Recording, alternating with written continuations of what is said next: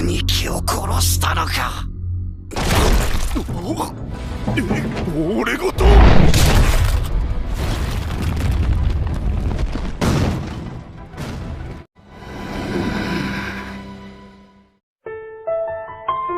Tokyo Revengers episode ke-20. Oke, di kesempatan kali ini admin mau coba bahas mengenai alur ceritanya secara lengkap ya. Jadi Mikey yang habis mengalahkan Kazutora bersama dua orang lainnya tadi tiba-tiba tersungkur sambil menekuk lutut serta lehernya. Karena ya Mikey juga seorang bocah biasa, dia bisa ngerasa capek apalagi udah banyak kehabisan darah. Nah, mengetahui hal ini, semua anggota Valhalla bersama eksekutifnya yang bernama Choji, mereka langsung mengambil kesempatan. Mumpung Mikey udah gak bisa gerak soalnya, mereka lari sambil teriak, "Ayo habisi Mikey, ayo maju." Mikey udah gak bisa dilindungi lagi nih. Soalnya Mitsuya sedang sibuk dengan musuh-musuhnya, Shifuyu juga sedang sibuk. Toraken, dia masih belum bisa ngalahin Hanma. Hanma itu emang kayak zombie lah. Takemichi, emang dia bisa apa? Baru maju langsung ketampol mukanya. Lari ke sana langsung kena sekap sama anggota Valhalla. Bisanya cuma gigit dia. Terus pas eksekutif Valhalla yang pakai masker bernama Choji lewat, Takemichi tiba-tiba merasa kalau dia pernah ngelihat orang itu, tapi Takemichi belum ingat di mana lokasinya. Terus pas Choji udah deket dan mau menghantam kepalanya Mikey, tiba-tiba Kisaki datang dan meninju mukanya Choji. Dia terjatuh dan diinjak kepalanya sama Kisaki. Dengan pedenya, Kisaki pun berkata, "Aku adalah pemimpin skuad 3 geng Tokyo Magic, Kisaki Teta. Skuadku akan bertugas menjaga jenderal." Melihat hal ini, para anggota yang lain pada seneng Kisaki nyelamatin Mikey. Sedangkan Takemichi, dia jadi ingat sesuatu. Kalau bocah eksekutif Valhalla yang pakai masker itu aslinya adalah bawahannya Kisaki. Dulu Takemichi pernah papasan sewaktu pulang sekolah. Dia bingung kan, kenapa Kisaki ada di Toman sementara bawahannya ada di Valhalla. Nah, akhirnya Takemichi pun perlahan-lahan memahami apa tujuan jahat dari Kisaki sebenarnya.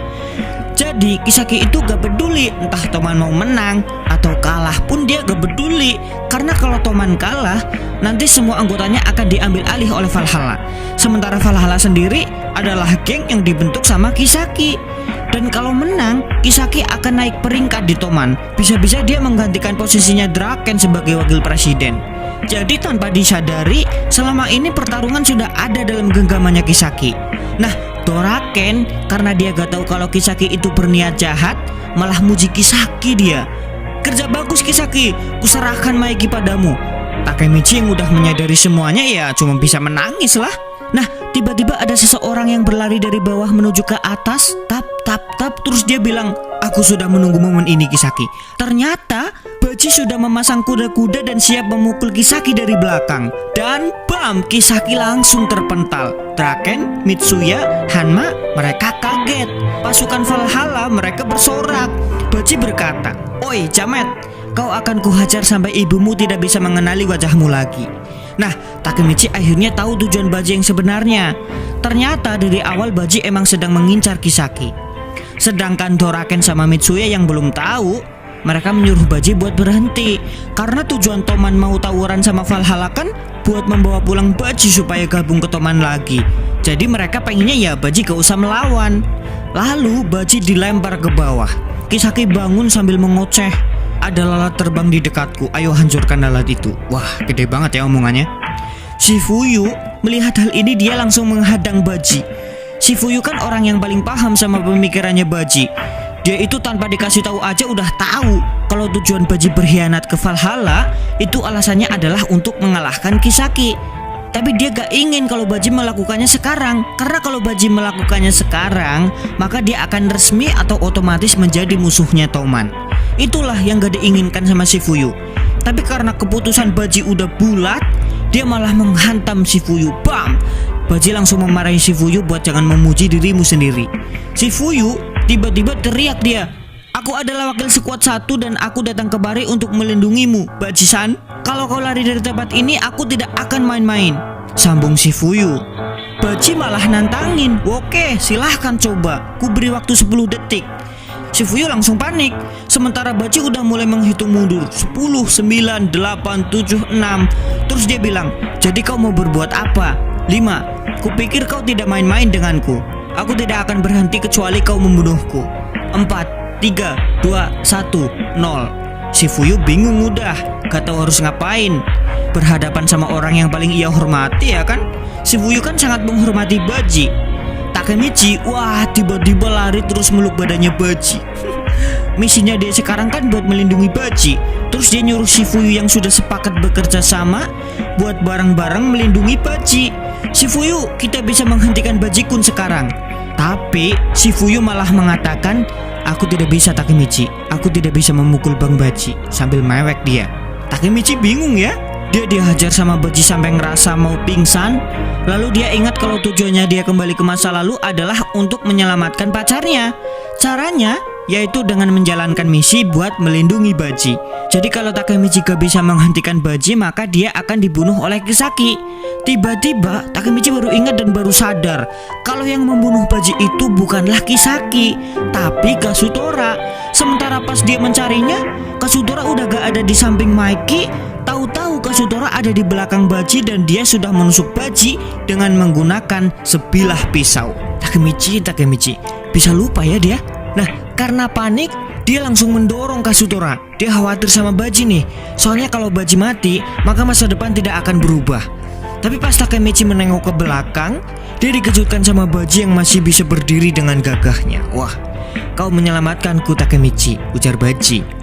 Takemichi mengira kalau tusukan yang mengenai Baji itu cuma goresan sedikit. Terus dia bilang, untung saja kau selamat. Apa? Kau bicara apa? Aku akan membunuh Kisaki, jadi diam saja dan saksikanlah Takemichi, jawab Baji. Terus Takemichi bingung dengan kejadian-kejadian barusan.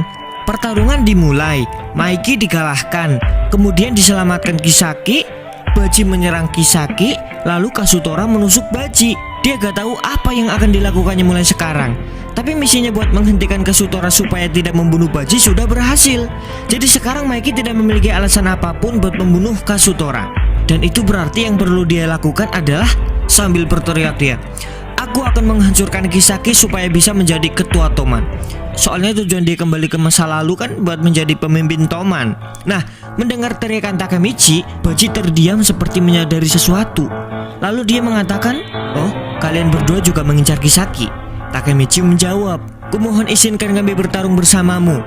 Tiba-tiba Baji langsung memukul baik itu Takemichi maupun Shifuyu sambil mengatakan jangan menghalangiku. Terus Takemichi membalas, tapi kenapa? Kau tidak perlu bertarung sendiri. Baji malah melotot. Lalu Baji tiba-tiba berjalan membelakangi Takemichi sambil mengatakan, tolong rawat Maiki. Dia menghembuskan nafas. Sekarang anggota skuad 350 anggota melawan aku. Sambil menata dan mengikat rambut panjangnya ke belakang, ini sempurna. Dia berniat melawan mereka sendirian, cuma modal tongkat padahal. Takemichi aja gak yakin kalau Baji bisa menang. Tapi lihat, dia berhasil mengalahkan 4 orang sekaligus dengan sangat cepat. Satu persatu anggota skuad 3 berhasil ia kalahkan. Shifuyu karena udah paham ya, dia gak ngeremehin Baji. Katanya Baji itu tidak akan membuat janji yang tidak bisa ia tepati. Jadi kalau dia bilang mau mengalahkan Kisaki, ya pasti Baji bisa mengalahkannya. Nah, Kisaki panik dia. Katanya tadi Baji cuma seekor lalat yang lewat. Gimana? Masa sama lalat takut? Omongannya doang yang gede Kisaki mah. Sampai ngancem bawahannya lagi. Kalau aku dapati kau santai-santai seperti tadi, kau mati. Jangan meremehkan Baji, kau dengar? Dialah satu-satunya orang yang pernah bisa menyerangku. Terus dijawab sama bawahannya, dia mengejutkan kita dengan serangan terakhirnya. Tapi sekarang kita ada 50 anggota, mustahil dia bisa lolos tanpa terbunuh. Nah, baru selesai ngomong, tiba-tiba dia terkapar dan Baji sudah menodongkan tongkat runcing ke leher Kisaki. Sekakmat. Kisaki ya kaget, panik sambil ngomong, kalau kau ada sesuatu yang kau lakukan, cepat lakukan. Nah, sebelum sempat melakukan serangan terakhirnya ke Kisaki, tiba-tiba dari mulut Baji keluar banyak sekali darah. Sambil mengatakan, kupikir inilah batasanku. Tubuh Baji sudah gak bisa digerakkan lagi, dan dia pun tumbang dengan perlahan. Shifuyu langsung mendatangi Baji dan berteriak, Baji-san, Kisaki kau berbuat apa barusan? Kisaki menjawab, bukannya kau lihat, aku tidak melakukan apapun. Lantas Shifuyu langsung memperhatikan ke sekeliling Baji, ternyata ada banyak sekali darah yang mengalir. Lalu mereka sadar bahwa sebenarnya tusukan Kazutora yang mengenai Baji itu termasuk luka parah. Cuma Baji aja yang pura-pura dengan mengatakan lukanya hanya goresan sedikit. Shifuyu jadi marah sama Kazutora.